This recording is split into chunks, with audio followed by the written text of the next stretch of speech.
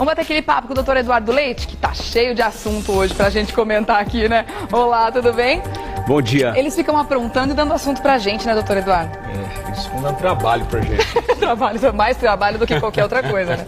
Vamos combinar. Isso é verdade. Que loucura essa história, né? Se a gente parar pra pensar, eu acho que não existe essa conta, mas se alguém fizesse ia ser muito interessante. Historicamente, quanto dinheiro já foi roubado, né? Do nosso bolso, né, diretamente? Eu acho que o Brasil tinha que mudar de nome. República das Falcatruas. República dos Corruptos. Eu nunca vi tanto bandido concentrado e solto num país como o nosso. Agindo livremente, fazendo o que quer. A sorte que nós temos as dimensões realmente do país, né, geometricamente, ela é muito grande, então dá para poder, para esses malandros, né, se esconderem em qualquer parte desse país. Essa é a sorte, né? Porque se fosse um país pequeno, obviamente seria mais difícil, né? Eles teriam passado a fronteira. Agora a gente, tudo começou com esses 4 auditores fiscais, né? Inicialmente aí estão sendo investigados mais a fundo, mas agora a casa está caindo para outras pessoas também. Hoje a notícia é que 42 outros funcionários públicos também já estão sendo chamados para prestar esclarecimentos. Na sua opinião, essa rede de corrupção é muito maior que isso? Olha, Regiane, na verdade, se nós formos aí um ano atrás, 2012, nos reportarmos, ainda na época do ex-prefeito Gilberto Kassab, nós tivemos o famoso Hussein Aref Saab, que era o diretor do departamento de aprovação. Você lembra que teve um envolvimento de vários shoppings, os shoppings foram liberados. E ninguém falou mais nada, né? Identificaram não sei quantos, quase 80 e poucos imóveis. Todos irregulares, faltando vaga de estacionamento, um monte de coisa irregular. Isso não é novidade pra gente. Ou seja, os 42, eu diria que 42, eu acho que vai ser pouco, porque tem muito mais gente envolvida nessa falcatrua toda, né? Ou seja, é muita gente roubando. É muita gente delapidando, é muita gente matando em massa, porque quando você desvia um dinheiro que deveria estar lá saneando as favelas, as 1.600 favelas de São Paulo, onde as pessoas estão roubando, literalmente roubando, desviando mais de 500 milhões de impostos da Prefeitura de São Paulo, de fato, a única coisa que nós podemos constatar é que realmente é insolúvel isso. Isso não tem fim. E a gente por exemplo, como a notícia de hoje no Diário de São Paulo. Mais enfurecido, porque na verdade não dá nem para ficar mais indignado, tem que ficar enfurecido. Eu estou começando a entrar nesse patamar também. É o envolvimento de políticos de grosso calibre no país. Né? Hoje, você tem agora, foi citado o Rodrigo Garcia, que na verdade teria cedido um imóvel que eles usavam como quartel-general da falcatrua toda. Ou seja, o irmão do Garcia estava envolvido. Então, assim, aí se repega o próprio ex-Gilberto Kassab, o ex-prefeito Gilberto Kassab, também como se nada, como se não fosse com ele, né? Como se não tivesse acontecido na gestão dele. Mas isso é uma escola que está sendo feita desde lá de cima, não vi nada, não sei de nada, até que se prove o contrário. Aí você avança um pouquinho mais, aí você chega nos vereadores, ou seja, o vereador que recebeu doação de dinheiro que foi desviado do dinheiro público, né? Aí você vai um pouquinho mais avante, aí você percebe que tem atual secretário da gestão, também que continua à frente de um organismo governamental e que está lá citado cuidando também. De finanças também, aliás. E aí você percebe, aí você pega empresa como, por exemplo, vou citar aqui o nome dessa empresa, que eu acho que vale a pena, né, que é a Brooksfield, que se você pegar... A primeira que se manifestou, Não, né, a Brooksfield também estava enrolada lá atrás também, ó, com a administração do Hussein, também tinha sido, segundo ela, extorquida, mas ela não foi extorquida, ela faz parte do esquema, porque a partir do momento que você recebe um favorecimento, você faz parte, você está na posição passiva da concussão, do crime de corrupção. Claro. Então tem que responder também o crime. Eu entro nesse assunto das empresas também, porque agora, claro que elas vão querer justificar dizendo que foram extorquidas, que não sabiam de nada, e que eles foram induzidos ao erro, né, digamos assim. Ou você paga ou você não recebe a sua licença. É isso que eles vão querer alegar a partir de agora. Mas de qualquer forma, a partir do momento que você recebe uma proposta, você tem duas saídas. Ou você paga a proposta e cede à tentação. Ou você faz a denúncia. Ou você, na verdade, faz a denúncia. Claro. Você tem que fazer a denúncia, né? Ou seja, porque senão você também responde aquele. Então, se você perceber, aqui nós não estamos diante de uma novidade, né? Ou seja, algo que já vinha acontecendo, que estava sendo investigado desde 2010, né? Isso é que são crimes que já ocorrem há muitas décadas, não é uma coisa nova, não é um crime novo, é um crime que já acontece há muitas décadas, dinheiro que já foi desviado e que na verdade não sabe como é que vai ser recuperado, porque como é que você vai fazer? Você compra um imóvel, tem o habite-se, ou seja, a construtora vendeu, mas a construtora foi lá, de uma certa forma, acertou lá a compra do habite-se. Existe um imposto devido. Quem é que vai pagar esse imposto? A empresa? Né? Ou seja, então fica uma coisa temerosa até para quem está na ponta, para o consumidor, aquele que compra o imóvel, que fica pagando mensalmente o imóvel durante a construção, enfim. Então esse é um problema muito emblemático, é um problema que a gente não sabe onde é que vai estourar. Agora, o que efetivamente tem que fazer e que a justiça, e que eu acho que o Ministério Público, aí os Ministérios Públicos estaduais e também o federal, perdeu a capacidade de investigar e de botar na cadeia esses malandros.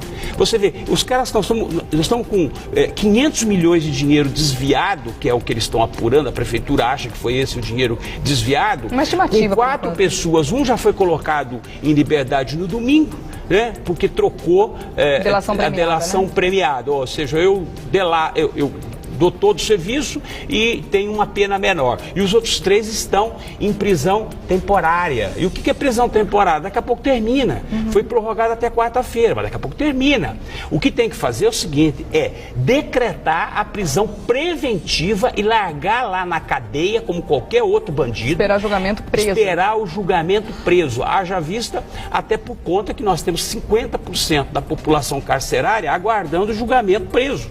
Se você pegar os 550 mil presos que nós temos no país inteiro, 50%, talvez ainda um pouco até mais. Não, mas por quê? Porque o Ministério Público perdeu a capacidade de punir, perdeu a capacidade de acompanhar as investigações, a polícia não tem interesse mais, mesmo gastando, não tem interesse de apurar nada, essa que é a grande verdade, né? A justiça também, por sua vez, não condena, não pune essas pessoas, e aí nós ficamos num país como o nosso, um país da impunidade, um país que efetivamente ninguém vai preso, ou seja, e quem está numa condição privilegiada socialmente, aí esse está mais difícil de chegar nele ainda, porque contrata bons advogados, que consegue fazer, né, todo o malabarismo para poder obter a liberdade.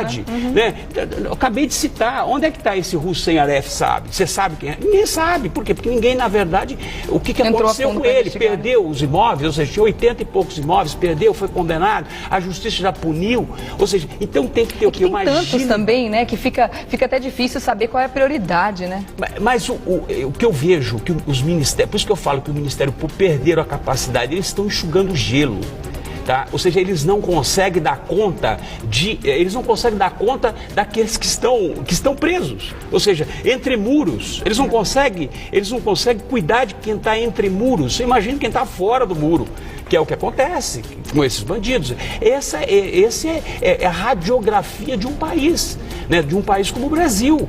Então, isso pode ser perigoso para o consumidor final de outras formas, assim como você citou, por exemplo, que ninguém sabe quem é que vai pagar a conta no fim, né? Mas, de repente, sei lá, a construtora, assim como entrou no esquema para pagar menos, é claro que existe fraude, pode existir fraude em outras situações também, como, por exemplo, no uso de materiais mais frágeis para a construção de prédios. A gente já viu acontecer no Rio de Janeiro, ser construído com areia de praia, e aí todo mundo ali, aquele monte de gente que morreu, se não me engano foi Sérgio Naia, da construtora dele e tudo mais. Enfim, a gente pode, de repente, viver isso aqui em São Paulo também? Eu acho que tudo é possível. Vamos fazer o seguinte? Pensa um pouquinho nessa resposta, eu dou um recadinho e volto já? Vai lá, então. Então tá bom. Até daqui a pouco, doutor Eduardo. Realmente é um assunto muito complexo, né? A gente tem que pensar, se enfurecer, assim como a gente está fazendo aqui hoje, se indignar, antes de mais nada, com tanto dinheiro que está sendo desviado, né? Que poderia fazer tanta coisa pela população, pela gente, afinal de contas é a gente que está pagando essa conta, né? Daqui a pouquinho o doutor Eduardo ajuda a gente a entender muito mais esse assunto. Vamos voltar a conversar com o doutor Eduardo? Deixei uma pergunta no ar aqui para saber... além, claro, do dano óbvio que é o dinheiro, né, que foi desviado e que poderia ser investido em N situações diferentes na cidade, e existe algum outro tipo de dano que o cliente final pode sofrer? Pode. Com relação a essa falcatrua toda? Pode. Além dessa questão que vai ser apurado o imposto, ou seja, o imposto devido. O imposto devido que não foi pago. Teoricamente, quem tem que pagar é a construtora, que obviamente forneceu a habites, e a pessoa parte do pressuposto que aquele habites dá a completa quitação de qualquer débito existente durante a construção. Entretanto, e se a empresa hoje amanhã quebrar? Né? Como é que faz? Né? Quem é que vai pagar? Então, obviamente, o consumidor pode ser prejudicado, não só em relação aos danos materiais, com relação ao pagamento dos impostos que pode eventualmente aparecer na tua casa, mas, sobretudo, até a questão do próprio material empregado. Você não sabe qual é a qualidade do material. Isso que eu fico com muito medo, na verdade, porque assim como a empresa tem a cara de pau de sonegar um imposto que deveria ser pago para o município, está ganhando um dinheiro lascado na venda desse imóvel. A gente sabe que a especulação imobiliária aqui em São Paulo está absurda, os preços dos imóveis estão subindo cada vez mais, os imóveis novos, então, os preços estão proibitivos, né? Quem pensa em comprar um imóvel hoje tá complicado realmente. Então, além disso tudo, a gente fica com esse medo, porque se a empresa tem essa cara de pau, ela pode perfeitamente também querer economizar em outras situações. Você perde nas duas pontas. Você perde porque você pode correr o risco de ter que pagar um imposto, e você perde pelo dinheiro desviado. Né? E o que é pior, o que eu acho isso de uma falta de escrúpulo danada, quando a partir do momento que as pessoas se utilizam de informações privilegiadas até para fazer extorsão. Ou seja, toda essa falcatrua, ela foi levantada recentemente por conta de uma denúncia feita por uma ex-esposa que queria um aumento na pensão alimentícia. Então vai lá e também pratica, porque ela acha que não praticou um crime, mas também praticou. Ou seja, ela era conivente com toda aquela... Ela estava desfrutando até então, se utilizava dos aviões, se utilizava dos barcos, se utilizava de tudo isso. Então, a partir do momento que a pessoa começa a perder, aí ela vai para a denúncia. Né? Então, isso também é uma falta de... a pessoa não dá conta, mas ela também comete um crime. Por tabela, ou seja, ela está sendo omissa em relação. Não denunciou no momento certo. Essa ex-amante é uma outra personagem da história que está aparecendo agora, né? Já é uma outra... segundo informações aí da imprensa, é que ela teria dado início às investigações porque denunciou no Ministério Público. Né? E essa informação que tem aí que os noticiários estão... Mas nós não sabemos de fato se foi isso. Já havia uma investigação em curso desde 2010. Né? Vamos lembrar que o Ministério... Tanto é verdade que teve um funcionário que foi mantido na função e não foi exonerado agora na sexta-feira e publicado no sábado, até para poder não atrapalhar as investigações. Ele foi mantido, mas estava sendo monitorado dia a dia na função em que exercia. De qualquer forma, o que acontece? O Ministério Público depende de ferramentas que é a polícia investigando, né? A polícia fazendo a apuração, fazendo a busca e apreensão e daí por diante. Por quê? Porque, na verdade, como são crimes de corrupção, depende necessariamente de provas documentais, né? De ações, não é só interceptação de linha telefônica. Né? Aliás, em uma das ligações, uma das escutas telefônicas entre o subsecretário Ronilson Bezerra, preso no 77DP, ele alega, inclusive, que o escritório utilizado pelo grupo pertencia ao ex-prefeito Gilberto Kassab. Então, você começa a ver que o tamanho... O negócio é grande. Não dá para você dimensionar. É um universo de pessoas. Você não consegue. E se não parar a investigação e punir aqueles, você perde o foco. Porque você começa a ver que aquilo é uma teia. Ou seja, aquilo, na verdade, é tão complexo e tão temeroso que, se o Ministério Público avança, ele não consegue chegar à punição. Então a gente fica imaginando a quantidade de pessoas que, quando começa uma investigação desse tipo, já começa a ficar com aquele medo absurdo de ventar para o lado dele, né? Porque tem tanta, como você falou, é uma teia, tem tantos, ou um polvo, a gente pode chamar assim, tantos tentáculos que levam para outras situações. É um labirinto que você pode chegar onde não tem saída. Ou seja, e é o que o Ministério Público faz. Por isso que eu digo, o Ministério Público perdeu a capacidade de acompanhar as investigações, de apurar de forma profunda, e aí o que acontece? Ele para ali. Porque se tivesse continuado as investigações em 2012, lá com o caso do Hussein Aref, já teria chegado. Porque as empresas que figuravam naquela ocasião são as mesmas empresas que figuram aqui. Ou seja, as vítimas são as mesmas. Então, se tivesse se apurado, se aprofundado naquele momento, talvez já tinha debelado, já tinha, na verdade, acabado com essa quadrilha de bandidos. Né? Exatamente. Quanto dinheiro poderia evitar de ser desviado? Então a coisa ela não termina, ela não para, ou seja, ela está sempre em movimento. O crime é em movimento. O crime no Brasil compensa. E sabe o que é o pior? Passa a compensar. Eles têm a certeza da impunidade. Porque dessa vez aí, se eles tivessem o mínimo de medo de que alguma coisa pudesse acontecer, aí já balançou um pouquinho a estrutura, né? Nessa primeira situação aí. Poxa, melhor parar, né? Afinal de contas, pode acontecer alguma coisa, a gente fica com tanta raiva, até cai ficha. Mas você sabe por que não para? E aí não para porque eles têm certeza de que não vai dar nada. Mas você sabe por que não para? Não para porque esse Aref não foi preso. Onde é que está o Aref? Né, o Hussein, o Aref. Onde é que está o Aref? É isso que eu quero saber. Onde é que está a justiça? Onde está essa é a pergunta, né? Aquele onde é que está o Oli, né? Mais ou menos. Onde está o Aref? Lembra do tempo atrás? Então esse que é o problema, ou seja, você não consegue chegar ao fim da história, entendeu? Não tem fim. Essa é uma história sem fim. Pois é, né? E quando a gente fica vendo notícia, como saiu no Diário de São Paulo de hoje, mostrando aí a equivalência da grana que eles roubaram para o que poderia reverter em benefício à população, são comparações que só deixam a gente cada vez mais revoltado, mais pé da vida mesmo. 5.600 semáforos desses de açúcar, daqueles que a gente ficou complicado no trânsito ontem, você também, sabe? Aquele que a gente, que deu nó no trânsito da cidade porque parou de funcionar, mais de 170 semáforos, daria para trocar 5.600. Mas isso se a gente pegar o assunto trânsito, se a gente pegar o assunto educação, ver quantas escolas poderiam ser... Não, se você pegar, por exemplo, o assunto Eike Batista, se você pegar essa tal de recuperação judicial que entrou, ou seja, você vai ver que o rombo do Brasil é gigante. É gigantesco. É maior do que o próprio Brasil. Bem maior do que o próprio Brasil. Não tem, assim, a gente não consegue fazer a constatação do tamanho do rombo. Ninguém sabe. Se você perguntar para qualquer dirigente do país qual é o tamanho do rombo do Brasil, certamente a pessoa não vai conseguir. As cifras devem chegar em trilhões. Seguramente deve chegar em trilhões, porque não é possível que se dilapida, que se rouba tanto desse país, né? Ou seja, tanto dinheiro desviado e ninguém consegue chegar lá e dar uma satisfação para a sociedade. Onde você tem gente passando fome, né? Ou seja, um país onde tem gente passando fome. Por mais que você fale, o governo diminuiu a pobreza. Não, mas ele diminuiu o índice para nivelar a classe mais para baixo. A verdade é essa. A classe média está aumentando, a pobreza diminuiu. Não é se você pegar, como é que um país pode cometer 50 mil casos de estupros em 2012? Como é que você pode, na verdade, 47 mil pessoas morreram por crimes com a intenção de matar, homicídio praticado. Que loucura, né? Vamos fazer o seguinte, eu vou dar mais um recadinho e na volta a gente comenta sobre os novos números da violência que deixam a gente também com o queixo tão caído. Vamos só mudar o tema, né, do tipo de violência, mas vamos continuar falando de violência do mesmo jeito. A mesma, né? É verdade. Daqui a pouco eu volto, doutor Eduardo. Até já. Ai, meu Deus, tem muito assunto pra gente ficar indignada hoje nesse programa. Também os jornais estavam recheados de notícia daquelas que deixam a gente assim com os cabelos em pé.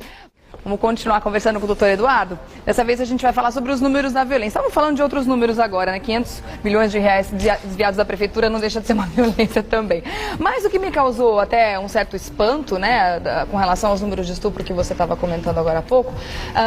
Os estados que têm um maior índice, me corrija se eu estiver errada, mas do que eu me lembro da leitura que eu fiz, Rondônia, Roraima e Santa Catarina também. Exatamente. Está encabeçando. Santa Catarina, não imaginei. Então, mas isso é uma coisa muito engraçada, porque... Você sempre espera que o Nordeste... exatamente. E, na verdade, você teve índices muito inferior, né, em algumas regiões do Nordeste, Norte e Nordeste do país. Né? O que você tem muito lá é tráfico de pessoas, né? Então é um outro tipo, é a exploração sexual. Né? Mas nós estamos falando do estupro propriamente dito, ou seja, a prática do crime de estupro. Agora, 50 mil é muita coisa. 47 mil pessoas morreram, foram assassinadas num país. Se mata muito mais do que qualquer guerra civil. Né? Se você pegar, é um número que a gente fica assustado. Eu, particularmente, eu fico assustado, porque não estamos falando aqui de 1.000, nós estamos falando de 47 mil pessoas que perderam as suas vidas. Isso, população de muitas cidades. Isso sem falar aquelas que efetivamente foram agredidas, deram entrada no hospital, tem o custo, ou seja, então... Ou aquelas que ficaram com traumas terríveis para o resto da vida, principalmente as que sofreram estupro. Então, se você olhar, ou seja, recentemente, algumas semanas atrás, a própria Secretaria de Segurança Pública de São Paulo divulgou também a redução nos índices do Estado. Mas a gente não pode pensar o Brasil como só o Estado de São Paulo, nós temos que pensar o Brasil como um todo, né? Porque nós temos estados extremamente pobres, né? Miseráveis, né? Ou seja, que não tem dinheiro para nada, e a única coisa... Você pega, por exemplo, a região de Alagoas, onde você tem, enquanto em São Paulo você tem 11 homicídios a cada 100 mil habitantes, em Alagoas você tem 58 mortes a cada 100 mil habitantes. São 5 vezes o número de pessoas que morrem, que perdem suas vidas, crime de homicídio. Então, esses são números que realmente, aí depois, as entidades, os organismos internacionais criticam o Brasil, né, e todo mundo fala, foram muito viscerais, né, nessa crítica. E não é, porque na verdade é uma constatação. E vou falar para você, há quem conteste ainda esses números que apresentam. Sim, pode ser muito maior, claro. Há quem conteste esses números ainda, porque pode ser um número muito superior a isso. Aí você tem, ontem eu estava lendo aqui uma matéria, a questão da violência policial. Teve um coronel da reserva, que está inclusive lançando um livro agora, que eu não me lembro o nome do coronel, mas ele diz com todas as letras, a Polícia Militar de São Paulo mata mais do que a Polícia Americana. Ah, eu vi essa notícia. E é impressionante porque aqui tem aquela história de que o policial puxa a arma em último caso. E lá não, lá é liberado. Lá você puxa a arma a hora que você achar necessário. Então, o que acontece? Nós estamos diante de uma guerra civil. Isso não tem, que ninguém admite. Ou seja, nós estamos diante de uma situação bastante complicada, extremamente complexa. O Brasil vai, eu ainda estou falando, 2014, as pessoas, você sabe que eu tenho com medo dessas suas previsões apocalípticas. Eu tenho acertado. Mas é verdade. Até hoje, o ano passado, nós fizemos alguns prognósticos aqui, eu acertei em todos os prognósticos. 2014 será um ano difícil, um ano complicado, com manifestações, eu não digo vandalismo, eu digo atos de terrorismo, atos de violência, enfim, eu estou fazendo 2014 um ano extremamente difícil para o Brasil. Não, e já está sendo anunciado, inclusive, essa briga dos chefões das facções criminosas PCC, mais importantes de São Paulo, do Brasil, e dizendo que se eles não tiverem realmente aí tudo o que eles estão querendo, eles vão transformar o ano que vem num terror, principalmente por conta da Copa do Mundo. Isso aí está deixando todo mundo de cabelo em pé. Então, esse é o retrato do Brasil. Aí você pega, por exemplo, a questão da recuperação judicial do Eike Batista, né? Ou seja, é um outro tema aqui também que eu acho que vale a pena a gente até comentar rapidamente essa questão, que é outra fraude, né? Que é uma outra fraude. Por quê? Porque, na verdade, essa empresa, uma empresa que foi constituída em 2007, quebra praticamente, porque essa recuperação judicial nada mais é do que o primeiro passo para quebrar a empresa. Para a falência da empresa, entendeu? Ou seja, aonde a pessoa, gente que apostou tudo, que pegou o seu dinheiro, apostou nessa empresa dele, um verdadeiro saco de fumaça, um estelionato anunciado, ou seja, e eu vou te falar uma coisa, essa leilão que teve recentemente, dessa pré-sal, que atingiu um trilhão de reais, eu vou falar para você, eu não aposto meu dinheiro nessa. Você não compraria ações Eu não compraria, porque da mesma forma em que anunciaram que tinha muito petróleo, depois lá não tinha petróleo 3 vezes menos. E quebra, isso também pode estar sendo vendido um grande saco de fumaça de novo. Então, teve gente que comprou a ação do Eike Batista a R$23, hoje ela está valendo 13 centavos. Exatamente. Então, o retrato do país é esse. Você pega, por exemplo, Eike Batista, aí você pega, falam Eike, né? Para mim mim é Eike Batista. Eu sou como Eike, eu falo como Eike. Aí você pega, por exemplo, Paulo Maluf, que foi condenado pelo tribunal, mas ainda não perdeu o mandato. Não perdeu o mandato. Não perdeu, não. Todo mundo está anunciando que perdeu, mas não perdeu nada. Porque tem recurso, vai recorrer, vai terminar o mandato dele. E assim como não perdeu ainda, não é que ele está inelegível por 5 anos. Tem muita água para passar embaixo da ponte. Tem muito, porque se eventualmente reverter a situação, então você pega Eike Batista, você pega Paulo Maluf, Sarney. Que turminha bacana. Olha que trio. Que turminha linda, de patetas aí não tem absolutamente nada. Não, isso aí são 3 espertalhões que, na verdade, obviamente, desviaram dinheiro do país, né, roubaram que nem não sei o quê, e continuam aí. E vão morrer de velho, vão morrer ricos, você quer saber? Continuam aí, ou seja, um presidente do Senado, o outro presidente e senador, o outro deputado federal, procurado pela Interpol. Que loucura. É o único deputado que eu conheço que é procurado pela Interpol, que está solto, está aí. Ó. É uma piada pronta esse país. E aí você pega o Eike Batista fazendo o que está fazendo, roubando, porque é roubar isso, não é outra coisa. Eu vendo uma coisa que, na verdade, eu não posso entregar, que não existe, isso é estelionato. É uma pessoa que tinha que estar presa. Em qualquer outro país do mundo, ele tinha que estar preso. Essa que é a verdade. Deu um golpe em todo mundo. Tinha que estar atrás das grades. Vamos combinar de falar sobre esse assunto outro dia aqui no Revista da Cidade, porque é um assunto até que muitas pessoas ouvem muito falar a respeito da quebra do Império X, de Eike Batista, que sei lá o quê. E aí, muita gente fica sem entender exatamente o que aconteceu. Vamos combinar um dia aqui no Revista, você vem explicar melhor essa questão. Porque essa novela não terminou. E a última foi essa da Revista Veja, que para mim foi assim, um tapa na cara da sociedade. Isso eu não vi. O que é? Me conta, não. Ou seja, é um empresário metido a Playboy, né, com uma Ferrari, e aí ela tem aqui 50 mil reais numa balada, né, numa noitada. Ou seja, então esse é o retrato do país. Esse é o retrato do país. Né, onde tem um país, onde tem gente que passa fome e o cara fazendo ostentação, né, e aparecendo aí no grande noticiário. Né? Mas essas desigualdades sempre existiram e tudo ok, assim, desde que ele tenha ganho esse dinheiro, desde que ele tenha ganhado esse dinheiro de uma forma correta, de uma forma lícita, né? Se ele fez por merecer, inventou a roda, sei lá o que ele fez, beleza. Mas o problema é quando o dinheiro é tirado do nosso bolso, aí que é muito revoltante. Mas posso falar, esse merecia que a Receita Federal desse uma investigadinha e verificar, porque ele presta serviço para bancos. E aquelas taxinhas que o banco te cobra sem explicação, eu não sei para onde vai. De repente nós temos que... Né? Então, só clicou, olha a quantidade. Quanto custa cada garrafa dessa que eu nem sei? Eu não tenho nenhuma garrafa dessa em casa. Olha a foto das festinhas. E tudo com certeza devidamente postado nas redes sociais para fazer bonito. É isso, esse é o retrato do país. Maravilha, né, doutor Eduardo? A gente termina essa pauta aplaudindo, né? Só falta República isso, né? das Falcatruas, né? Vamos denominar o Brasil daqui para frente agora República das Falcatruas. Gostei. Querido, obrigada. Até terça-feira que vem. Viu? Quer dizer, gostei do nosso papo, mas eu odiei o assunto, na verdade. Então a gente fica... No fim, a gente se diverte. É importante colocar tudo isso para que todos nós fiquemos aí com o mesmo repúdio, com a mesma frustração, mas que isso transforme, que isso gere uma transformação depois. Não adianta nada ficar só falando, né? Eu espero também que a transformação aconteça nos próximos... Vamos. É isso aí. Fazendo. No Facebook você faz contato com o Dr. Eduardo Leite, 500 melhores júris, muita informação legal para você compartilhar por lá. 500 melhores júris e claro que terça-feira ele está de volta com outros assuntos tão importantes quanto os de hoje. Obrigada, doutor Eduardo. Ótima semana para você. Semana. Beijo. A gente se vê na terça que vem. Beijo. A gente fica aqui espumando, na verdade, né, com esses assuntos, mas...